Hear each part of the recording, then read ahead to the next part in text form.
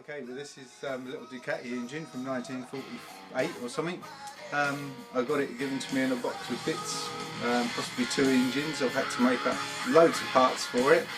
It's taken about 4 months, but we're finally there and we've finally got it running. And what a lovely sound it makes. Improvised starter motor, but